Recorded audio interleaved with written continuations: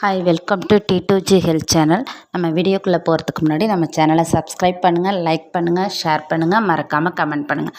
இன்றைக்கி நம்ம இந்த வீடியோவில் என்ன பார்க்க போகிறோன்னா, இப்போது நம்ம சாப்பிட்றதுக்கு டைமே இல்லாமல் ஒழுங்காக டெய்லி சாப்பிடாமல் போயிட்டுருக்கோம். ஸோ அப்படி இருந்தோன்னா நமக்கு உடலில் என்னென்ன ப்ராப்ளம்ஸ் ஏற்படும் அப்படிங்கிறத பற்றி தான் பார்க்க போகிறோம்.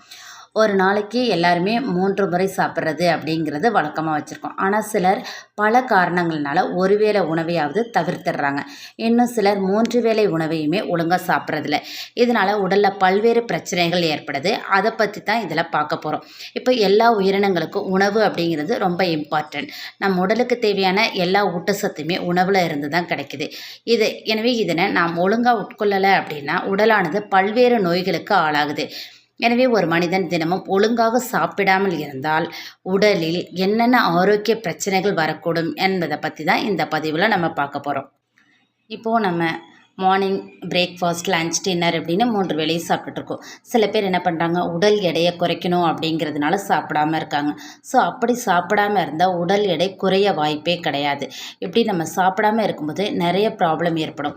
இன்னும் முக்கியமானது, இப்போ காலையில் நம்ம சாப்பிடல, இப்போ மதியம் சாப்பிட்றோம் அப்படின்னா அதிகமாக பசிக்க ஆரம்பிக்கும். பசி காரணமாக அளவுக்கு அதிகமாக நம்ம சாப்பிட்ருவோம்.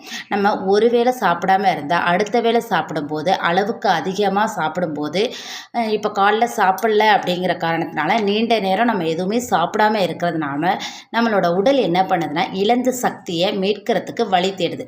இதன் காரணமாக உங்கள் உடலில் உள்ள செல்கள் எல்லாமே அதிக உணவை தேடும். அப்போது நீங்கள் நிறைய சாப்பிடுவோம். அப்போ முக்கியமாக நம்ம பசியாக இருக்கும்போது எந்த உணவையும் ஆரோக்கியமற்றதாக இருந்தால் கூட நம்ம அதிகமாக சாப்பிட தொடங்கிடுவோம். சாப்பிடாமல் இருக்கிறதுனால நமக்கு கோபம் அதிகமாக ஏற்படும். ஒருவேளை நம்ம சாப்பிடாம இருந்தால் கூட மூளையானது நம்மளோட பேச்சை கேட்காது. எதை பார்த்தாலும் வெறுப்பாகவும் கோபமாகவும் இருக்கும். நம்ம உடலுக்கு தேவையான ஊட்டச்சத்தை அளிக்காமல் இருக்கும் நேரத்தில் உடலானது முழு ஆற்றலையும் இழக்குது. இதனால் கோபமும் எரிச்சலும் உண்டாகுது. நம்ம சாப்பிடாம இருக்கும்போது நம்மளோட உடல் அளவுக்கு அதிகமாக கார்டிசோல் ஹார்மோனை சுரக்க ஆரம்பிக்குது. அப்போது அந்த ஹார்மோன் சுரக்கும் போது நம்மளுக்கு கோபமும் எரிச்சலும் பதற்றமும் அதிகமாகுது. இந்த கார்டிசோல் ஹார்மோன் குறையிறதுனால ஹார்மோனில் மாற்றம் ஏற்படுது. அதாவது நம்ம சாப்பிடாமல் இருக்கிறதுனாலையும் இந்த மாற்றம் ஏற்படும். இந்த கார்டிசோல் ஹார்மோனோட அளவு அதிகரிக்கிறதுனால உடல் எடை அதிகரிக்கிறதோட உடலில் நோய் எதிர்ப்பு சக்தியும் குறையுது. நிறைய பேர் இப்போ மார்னிங் சாப்பிடாமல் இருந்துட்டு ஆஃப்டர்நூன் நைட் அப்படி சாப்பிடும்போது வெயிட் ரெடியூஸ் ஆகும் அப்படின்னு நினைக்கிறாங்க. ஸோ அப்படி ரெடியூஸ் ஆக வாய்ப்பே கிடையாது. ஏன்னா இந்த கார்டிசோல் ஹார்மோன் அளவுக்கு அதிகமாக சுரக்கிறதுனால வெயிட் அதிகமாகுமே தவிர குறையாது. ஸோ அந்த காலை உணவை நம்ம தவிர்த்தோம் அப்படின்னா உடல் எடை அதிகரிக்குமே தவிர குறைய வாய்ப்பே கிடையாது. அது மட்டும் இல்லாமல் சர்க்கரை அளவும் ஒரு சீராகவே இருக்காது. ஒன்று அதிகமாகும் இல்லை குறையும், அந்த மாதிரி இருக்கும். நார்மல் லெவலுக்கு இருக்காது சர்க்கரையோட அளவும் நம்ம சாப்பிடாம இருந்தோம் அப்படின்னாக்கா. அடுத்ததாக ஊட்டச்சத்து குறைபாடு ஏற்படும். தினமும் நம்ம ஒருவேளை உணவை தவிர்க்கிறதன் மூலமாகவோ அல்லது ஒழுங்காக சாப்பிடாமல் இருக்கிறதன் மூலமாகவோ உடலில் ஊட்டச்சத்து குறைபாடு ஏற்படுது. அதாவது இப்போது நம்ம குறைவான அளவில் சாப்பிட்டுட்டு வந்தோம் அப்படின்னா நாளடைவில் நம்மளோட ஊட்டச்சத்தோட அளவு குறைந்து உடல் வலிமையற்று காணப்படும். அடுத்தது மெட்டபாலிசத்தோட அளவும் பாதிக்கப்படும். தொடர்ந்து நம்ம உணவு சாப்பிடாமல் இருக்கிறதுனால உடலில் மெட்டபாலிசத்தோட அளவு பாதிக்கப்படுது. இதனால் உடல் எடையும் குறைய தொடங்குது. குறிப்பாக காலை உணவையும் இரவு உணவையும் தவிர்க்கிறதன் மூலமாக உடலில் உள்ள ஒட்டுமொத்த மெட்டபாலிசமும் பாதிக்கப்படுது. ஸோ அதனால் நம்ம 3 வேளை உணவில் எந்த ஒரு வேளையுமே உணவு சாப்பிடாமல் இருக்கக்கூடாது. அதுலேயும் குறிப்பாக காலை அண்ட் இரவு இந்த 2 வேளை உணவையும் நம்ம தவிர்க்கவே கூடாது. மதிய உணவை கூட நம்ம கொஞ்சம் தவிர்த்தா கூட பரவாயில்ல. ஆனால் காலை உணவையும் இரவு உணவையும் தவிர்க்காமல் சாப்பிட்டுட்டு வந்தோம் அப்படின்னா நம்ம மெட்டபாலிசத்தில் எந்த ப்ராப்ளமும் ஏற்பட வாய்ப்பில்லை.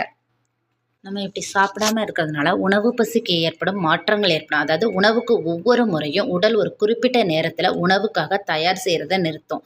இது உணவு பழக்கத்தில் குழப்பங்களை ஏற்படுத்தி அடுத்தடுத்த உணவுகளை தவிர்க்க செய்யும். நெக்ஸ்ட்டு நீரிழிவு மற்றும் ரத்த அழுத்தம், அதாவது டயபெட்டிக்ஸ் அண்ட் ஹைப்பர் டென்ஷன் ஏற்படுத்தும். ஒழுங்கான உணவு குறைபாட்டினால உடலில் இன்சுலின் நிலை மாற்றம் ஏற்படும். இது டயபெட்டிக் அண்ட் ஹைப்பர் டென்ஷன் இந்த மாதிரி நிலைகளை உருவாக்குறதுக்கு அதிகமான வாய்ப்புகளை ஏற்படுத்தும்.